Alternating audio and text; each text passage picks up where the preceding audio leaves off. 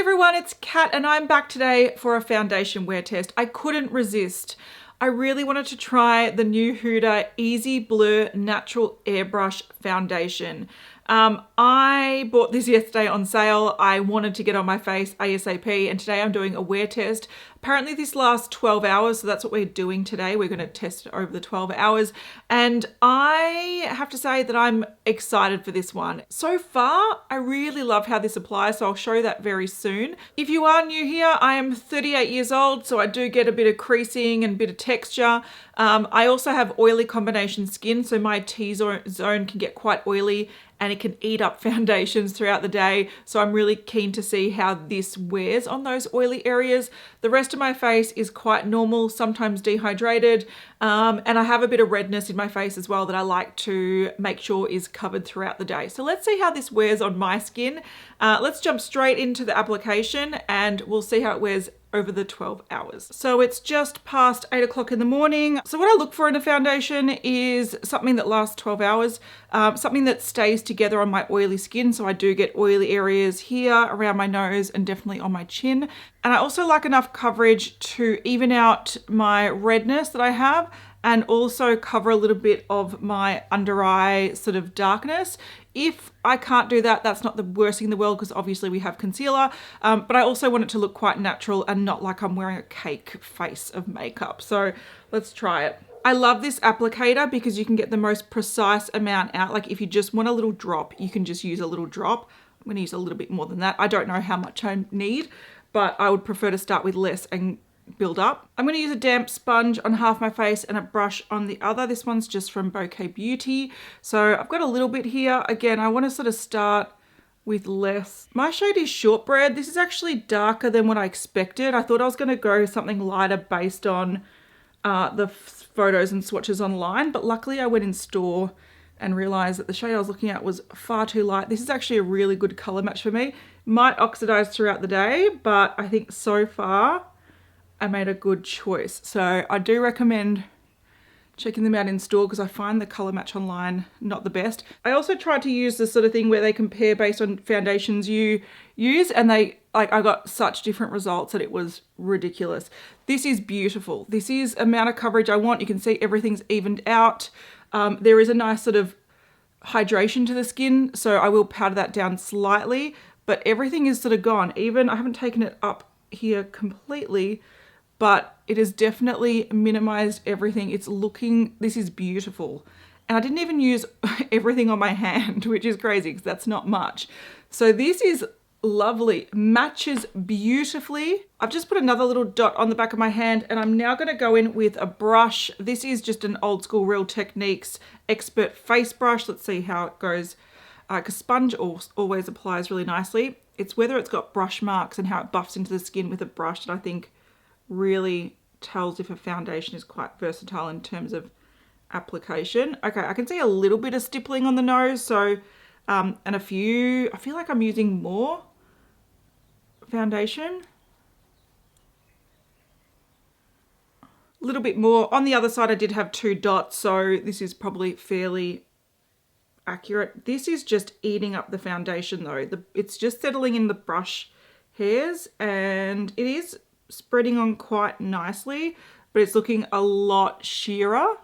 I don't know if you can see there's a lot more sort of imperfection showing through than there is here.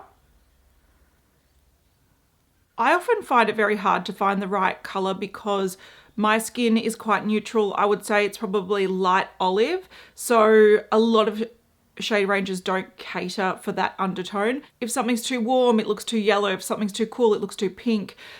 This is great because this is a beige shade and it is perfect for me. So if you do have more of that neutral sort of olivey skin tone, try the shades with B on the end because they work beautifully. I feel like that coverage is perfect, but I do feel like I want a little bit more under my eyes. So I'm just going in with my Natasha Denona concealer in the shade N4. This is a high glam concealer. And again, this is a beautiful shade if you have sort of neutral or olive tone skin.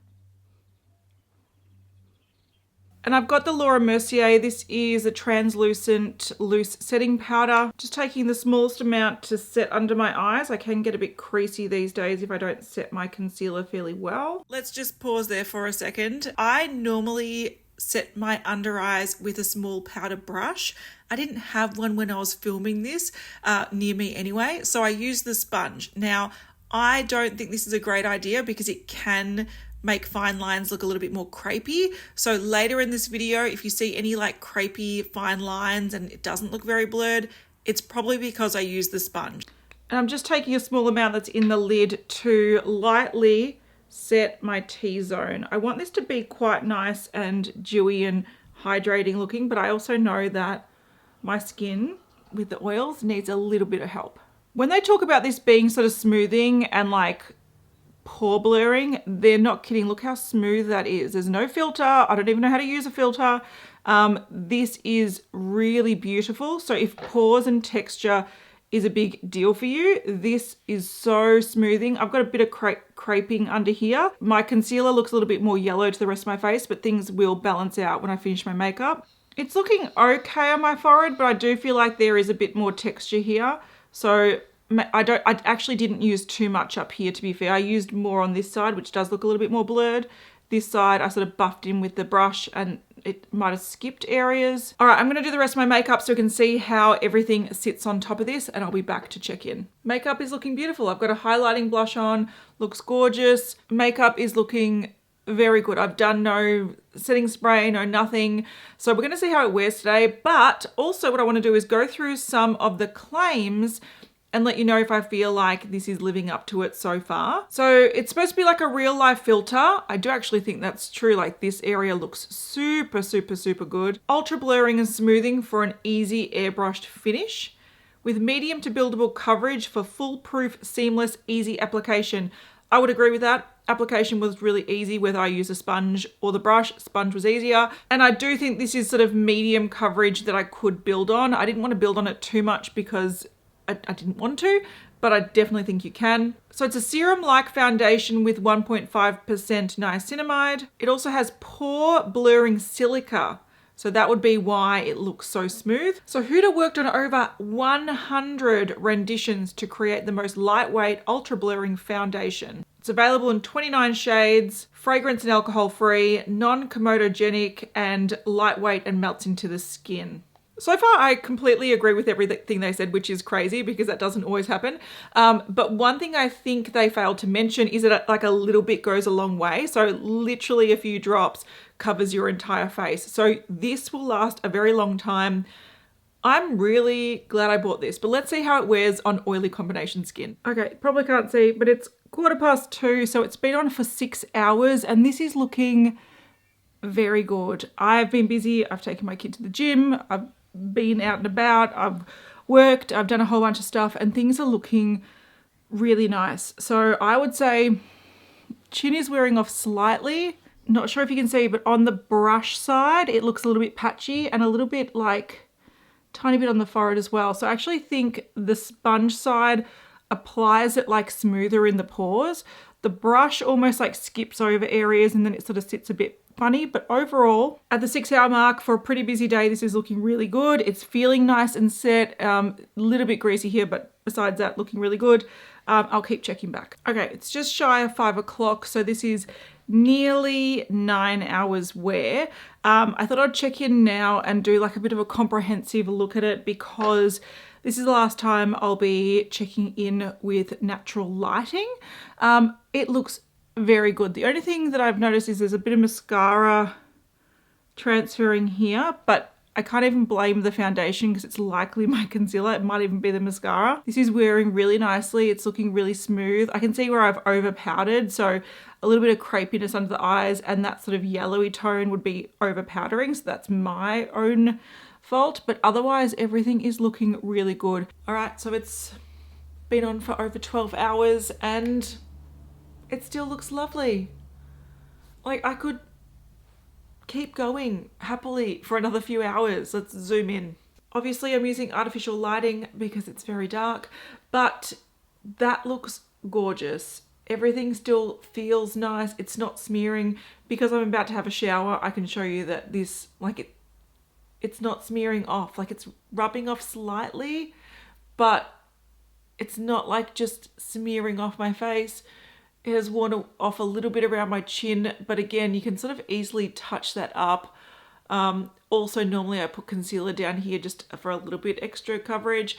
So it is what it is. Everything still looks nice. Getting a little bit greasy in there, but again, just a little blot and it would be totally fine. 12 hours is what I expect out of a foundation. This delivered, but this delivered a lot more as well. Delivered really convenient packaging. I love this. It's simple, it's basic, it's like no frills, but it works.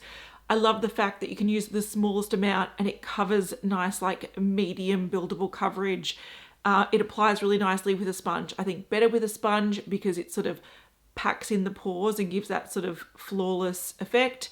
The brush still works, but I don't like it as much. Hasn't broken down or like been eaten away with my oils. There is obviously a little bit of oils that are coming through, but at the 12-hour mark, this is fantastic. It is a fairly, what I would call like natural finish. So if you do set it, you can make it more matte. If you leave it, it can be dewy. It's a very, very versatile foundation. I'm glad I bought this because so far I'm loving it. If my opinion changes, I will insert more footage. I just know that this is a winner. I think this is great. I'm sure if you are very concerned about pores and diminishing pores and texture, you can try it with the primer, you can try it with the powder, and this will give you a beautiful effect. It's a trendy product for a reason. I don't think I've been quite impressed with the foundation for a while. I think Huda Beauty have smashed this out of the park, so well done them. Let me know if you've tried this, what you think about it in the comments. How does it work for you? What's your skin type? I think this is gorgeous. If you have oily combination skin or slightly oily skin, I wouldn't be scared. Just make sure you powder it. It's great. It's lovely. So that's it. Big thank you to my members for supporting this channel, and I'll see you in the next one. Bye.